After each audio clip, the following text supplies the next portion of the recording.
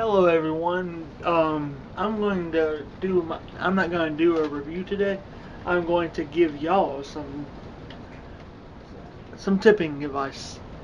And at restaurants, whenever you go to a restaurant, there's a few things that consider a good tip.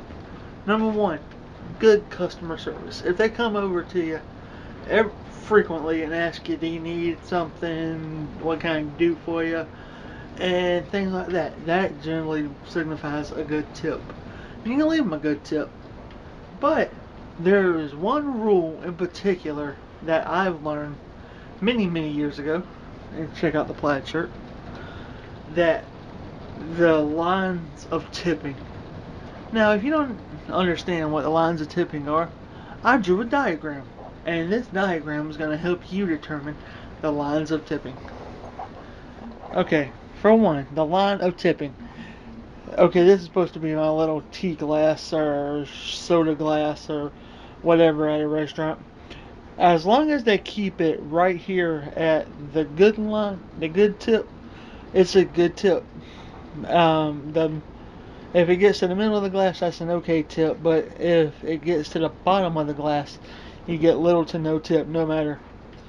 If the customer service was good, that's a if the customer service was good, that's a decent tip. But if the customer service was bad, and the customer service was bad, and they always left the glass at the bottom of the line, that's no tip. And join me in the next segment for the tip of the math of tipping. And that's it. Join me in a second.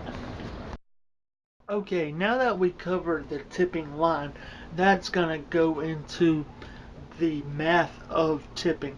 Now, there are three simple math rules that you need to remember, and I'm going to show you the good rule, the bad rule, and the rule involving tip, the tipping line. Now, you remember the tipping line from the first segment, and here's the good rule. Okay, here we go. The math of tipping. The amount of the bill. Say your bill is $20 plus the good service. Say you have a waiter that comes and checks up on you every 5 minutes or every few minutes, ask if you need anything, keep the tea glass or drink glass filled, and just not only good tip, talking with you a little bit. That equals good service. However, the price of the meal, say it's that same $20. Now,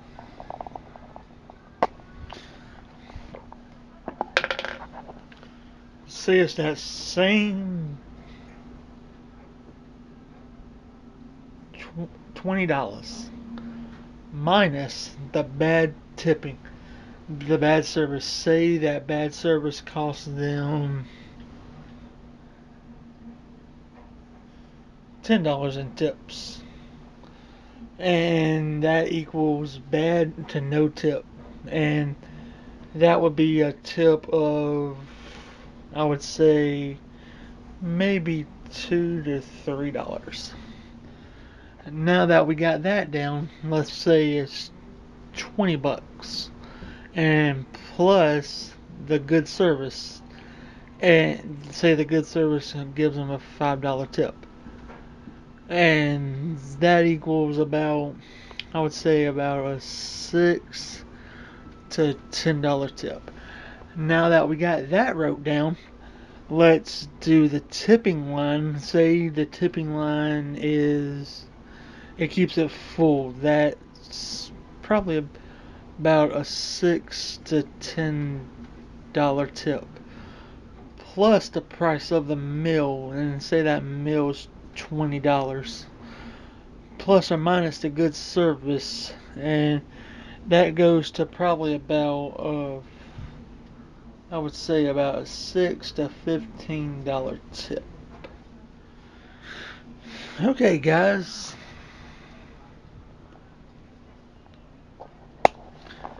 Now that you know that, we can move on to the final step. And that final step is the deciding on whether or not to go back. No, the other. Not going back. We're going to cover that in another video. But that's going to be other kinds of tips. There's not just cash. There's not just waiter and waitresses tips, but in this last part, we're going to have other kinds of tips. Okay, I'll be back in a second. Okay, guys, in closing, we all know that waitresses and waiters work on tips because they don't make that much money. Well, some of them don't. Well, and a good tip either leaves a person coming back, or if it's a bad tip, the word of mouth spreads around that they're a bad tipper, and next time you come in the restaurant, you might find little surprises inside your food. They might spit in your food. But here are some other professions where tipping is optional but preferred. And we have bag boys or bag people that carry items to customers' cars. And whenever a customer can't carry items to the car themselves, they'll often get somebody to help them carry out to their car. I know where I work, they do it all the time. Valets, people that park cars for other people. Now, this is optional too, but some people just prefer to get somebody to park their car, and then if they bring the car back in the condition that they can in a timely manner, they give them a tip. Taxi or Uber drivers, people that drive people places. Now these people, they got the meter running now in a taxi cab. They got the meter running every single time that you get in the car, and if it's a good enough service, they'll give you a tip. And Uber drivers, those are people that you just put the app on your phone and say, Uber, I need a car. And you give them the location, and then they'll bing, bing, bing, picks up on their phone. And then they'll come pick you up. Also, they work on tips because it's sort of a taxi cab driver. And the last thing, housekeepers. People that clean up after people. And I'm not talking about like a housekeeper like at a school or something. I'm talking about like a housekeeper like at a hotel. Those people that clean your room. If they do a good enough job, they leave generous tips. And all this in closing is about tipping. Good service equals good tips. Bad service equals bad tips. And remember these rules of this video, because someday you might just come to the situation where you're working somewhere and you need to work on tips. But I'm the review man, reviewing tips for tipping. So yeah, anyway guys, I will see y'all guys in the next video, and I hope y'all enjoy. And remember, leave good tips for good service. I will see y'all guys in the next video. Peace out, like, comment, subscribe, and y'all have a nice day. Bye.